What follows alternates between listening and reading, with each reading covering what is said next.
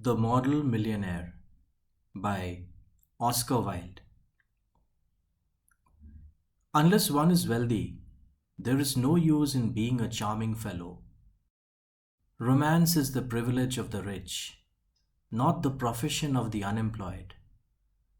The poor should be practical and prosaic. It's better to have a permanent income than to be fascinating. These are the great truths of modern life which Yogi Erskine never realized. Pure Yogi. Intellectually, we must admit, he was not of much importance. He never said a brilliant or even an ill natured thing in his life. But then he was wonderfully good looking, with his crisp brown hair, his clear cut profile, and his grey eyes.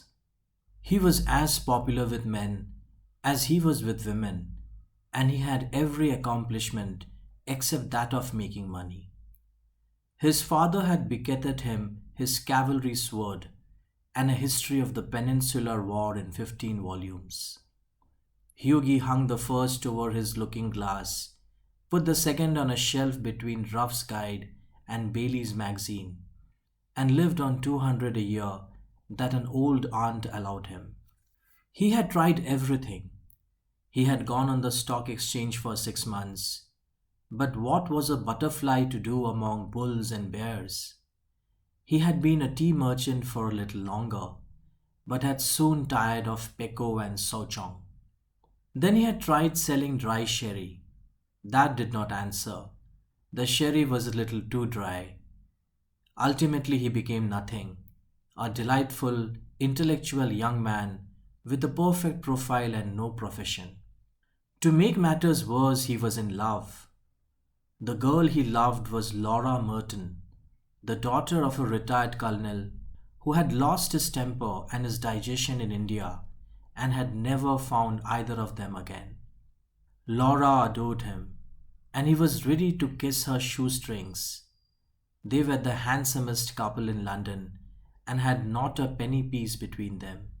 The colonel was very fond of Hughie, but would not hear of any engagement.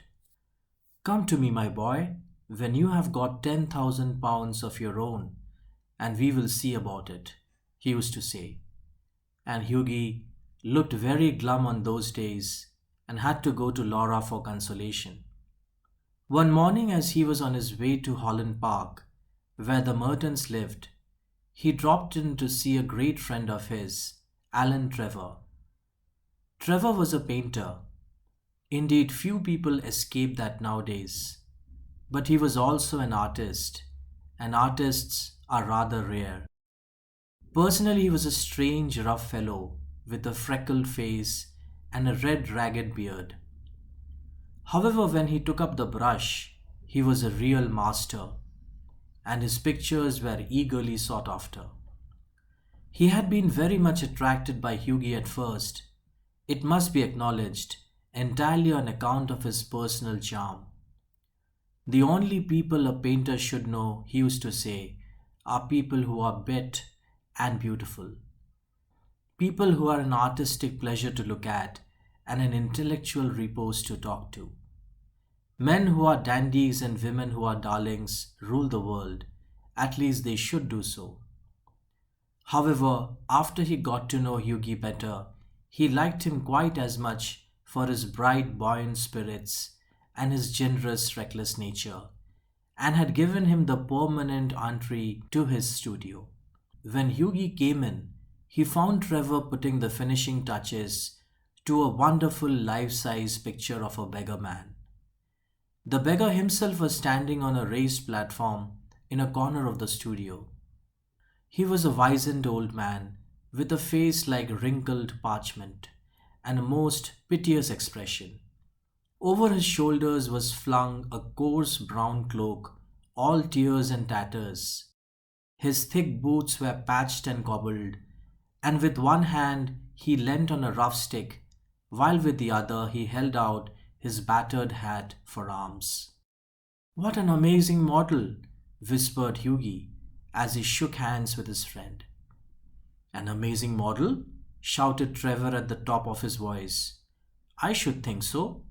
Such beggars as he are not to be met with every day. Poor old chap, said Hughie. How miserable he looks. But I suppose to you painters, his face is his fortune. Certainly, replied Trevor. You don't want a beggar to look happy, do you? How much does a model get for sitting? Asked Hughie, as he found himself a comfortable seat on a divan. A shilling an hour.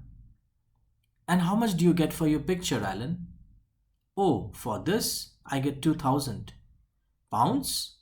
Guineas. Painters, poets, and physicians always get guineas. Well, I think the model should have a percentage, cried Hughie, laughing. They work quite hard as you do. Nonsense, nonsense. Why, look at the trouble of laying on the paint alone and standing all day long at one's ease. It's all very well, Hughie, for you to talk, but I assure you that there are moments when art almost attains to the dignity of manual labor.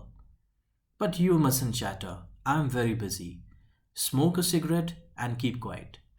After some time, the servant came in and told Trevor that the frame maker wanted to speak to him. Don't run away, Hughie, he said as he went out. I'll be back in a moment. The old beggar man took advantage of Trevor's absence to rest for a moment on a wooden bench that was behind him. He looked so forlorn and wretched that Hughie could not help pitying him, and felt in his pockets to see what money he had. All he could find was a sovereign and some coppers. Poor old fellow, he thought to himself.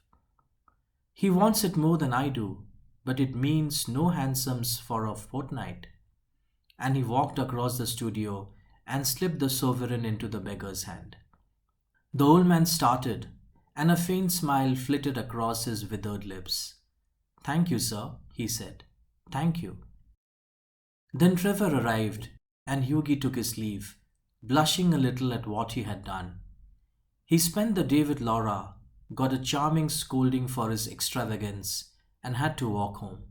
That night he strolled into the Palette Club about 11 o'clock and found Trevor sitting by himself in the smoking room, drinking hock and seltzer. Well, Alan, did you get the picture finished all right? He said as he lit a cigarette. Finished and framed, my boy, answered Trevor. And by the by, you have made a conquest. That old model you saw is quite devoted to you.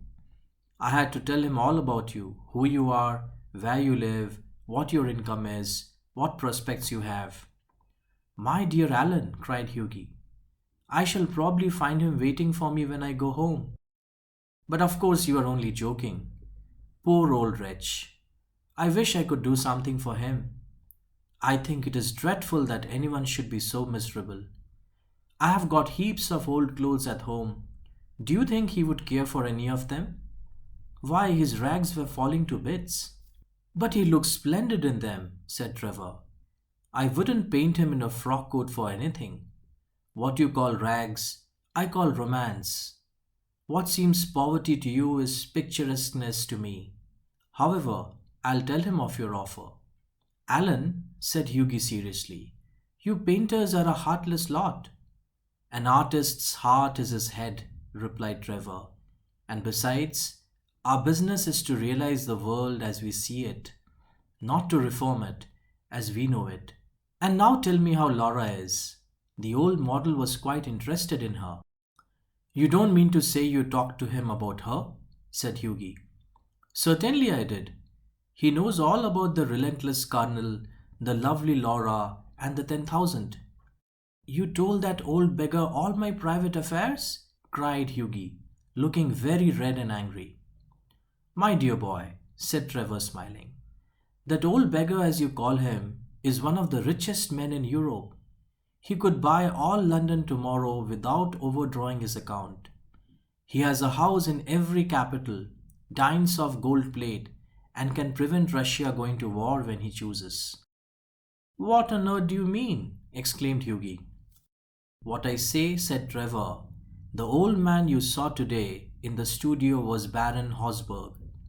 He is a great friend of mine, buys all my pictures and that sort of thing, and gave me a commission a month ago to paint him as a beggar. And I must say he made a magnificent figure in his rags. Or perhaps I should say in my rags. They are an old suit I got in Spain. Baron Hosberg, cried Hughie. Good heavens! I gave him a sovereign. And he sank into an armchair, the picture of dismay. Gave him a sovereign? Shouted Trevor, and he burst into a roar of laughter. My dear boy, you'll never see it again. I think you might have told me, Alan, said Hughie sulkily, and not have let me make such a fool of myself. Well, to begin with, Hughie, said Trevor, it never entered my mind that you went about distributing alms in that reckless way. I can understand you kissing a pretty model, but you're giving a sovereign to an ugly one. By Jove, no. Besides, the fact is that I really was not at home today to anyone, and when you came in, I didn't know whether Hosberg would like his name mentioned. You know he wasn't in full dress. What a duffer he must think me, said Hughie. Not at all. He was in the highest spirits after you left, kept chuckling to himself and rubbing his old wrinkled hands together. I couldn't make out why he was so interested to know all about you, but I see it all now. He'll invest your sovereign for you, Hughie, pay you the interest every 6 months, and have a capital story to tell after dinner. I am an unlucky devil, growled Hughie. The best thing I can do is to go to bed, and my dear Alan, you must not tell anyone. I shouldn't dare show my face in the row. Nonsense. It reflects the highest credit on your philanthropic spirit, Hughie. And don't run away. Have another cigarette, and you can talk about Laura as much as you like. However, Hughie wouldn't stop, but walked home, feeling very unhappy, and leaving Alan Trevor in fits of laughter.